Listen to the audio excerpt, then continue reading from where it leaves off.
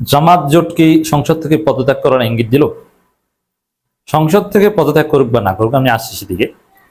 আন্দোলন সফল না করে জামাত জোট ঘরে ফিরবে না, এবং এই আন্দোলন সফল করা তাদের জন্য অত্যন্ত সহজ হবে। এই আন্দোলন সফল করতে যে অনেক রক্ত দেওয়া লাগবে, অনেক শাহাদাত, অনেকের জীবন দিতে হবে, বিষয়টা এরকম নয়।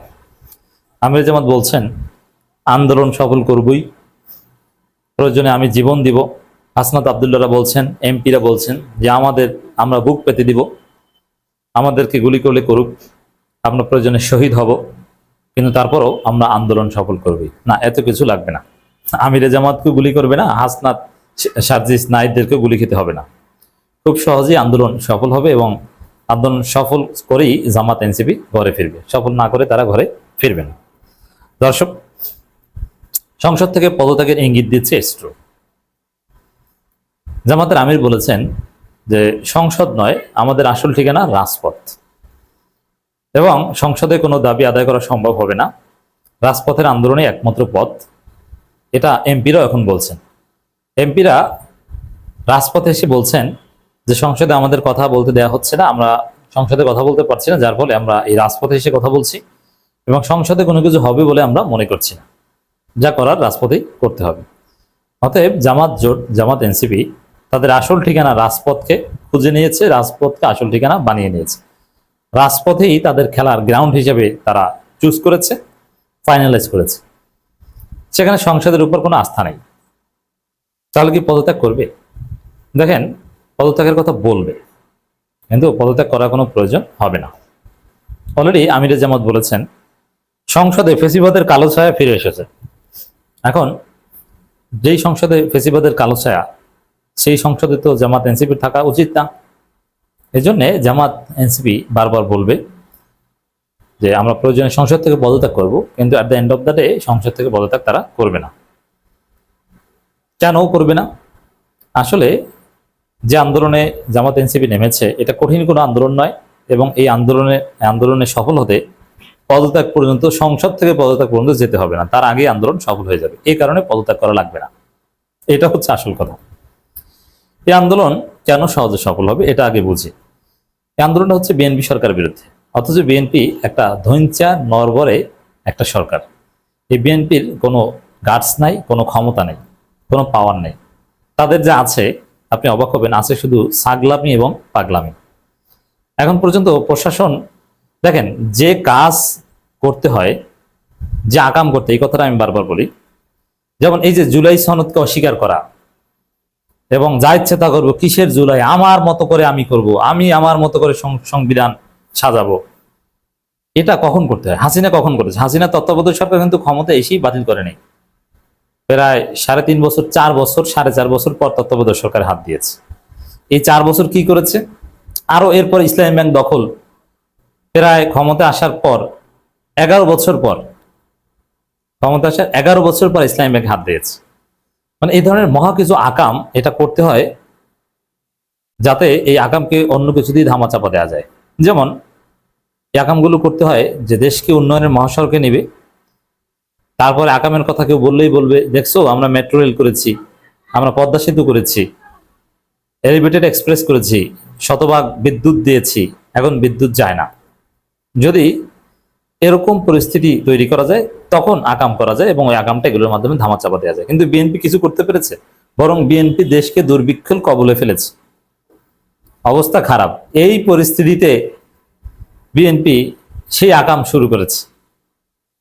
অতএব হাসিনার আমলে অর্থনীতি ছিল অত্যন্ত শক্তিশালী, মানুষের জীবনযাত্রার মান অনেক উন্নত ছিল।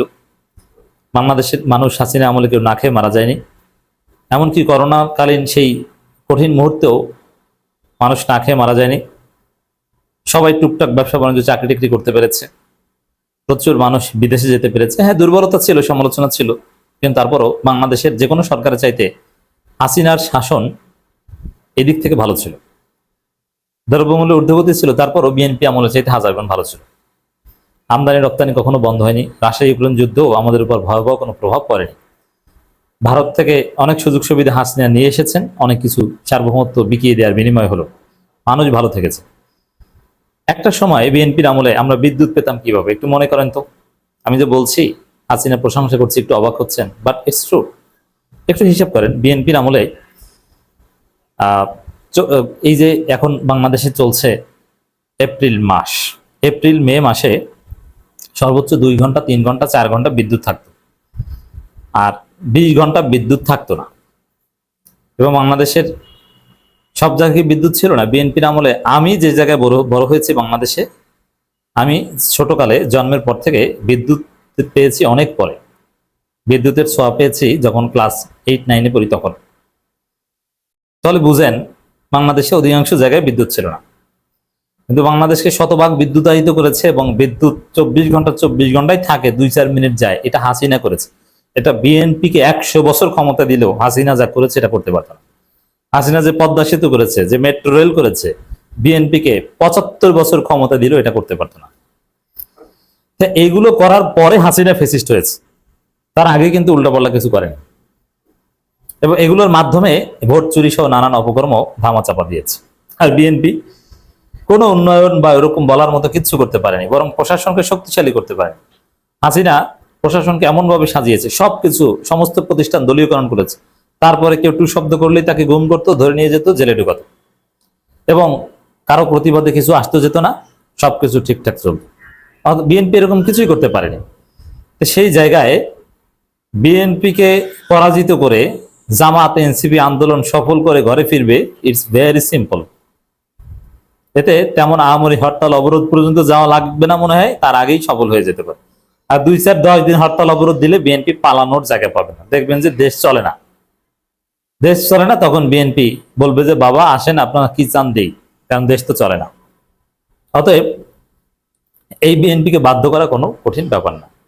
এ কারণে সংসদ থেকে পদত্যাগ পর্যন্ত যেতে হবে না, তবে পদত্যাগের কথা তারা বলবে। পদত্যাগ এটা জামাতের অপশনের মধ্যে আছে, যেহেতু সংসদে কোনো লাভ হচ্ছে না এখন।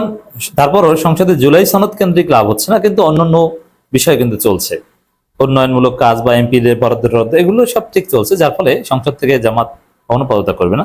তবে সংসদের কার্যকারিতা নিয়ে প্রশ্ন তুলবে এবং এটা অব্যাহত রাখবে। এই যে সংসদে ফেসিবাদের কালো ছায়া, এবং হাসনাত আব্দুল্লাহ এখন বাইরে বলছেন যে স্পিকার ইটস নট শাহবাগ, এইসব কথাবার্তা বলছেন, এগুলো সংসদের বাইরে হাসনাত আব্দুল্লাহ বলছেন, আমাদেরকে কথা বলতে দেওয়া হচ্ছে না, ফেসিবাদী আচরণ, গায়ের জোরে স্পিকারও নিরপেক্ষতা হারাচ্ছেন, এসব কথাবার্তা বলছে, এগুলো বলবে। ওয়াকআউট করছে, ওয়াকআউট আর কি করছে? বিএনপি যে ওয়াকআউট করেছে, বিএনপি সংসদের অধিবেশনের প্রায় 40% দিন ওয়াকআউট করেছে। এত ওয়াকআউট বাংলাদেশের ইতিহাসে, পৃথিবীর ইতিহাসে কেউ করেনি যতটা বিএনপি করেছে। তারপর জামাত একটু ছিটেফোঁটা শুরু করেছে। তো এতে এভাবে করবে, ওয়াকআউট করবে, বলবে, প্রতিবাদ করবে, ফ্যাসিবাদের ছায়া বলবে এবং পদত্যাগের কথা বলবে। আমাদের সংসদের কি দরকার, আমরা দরকার হলে আসবে না, এসব কথা বলবে। কিন্তু at the end of the day পদত্যাগ করবে না, প্রয়োজন হবে না, বরং পদত্যাগ ছাড়াই আন্দোলন সফল হবে।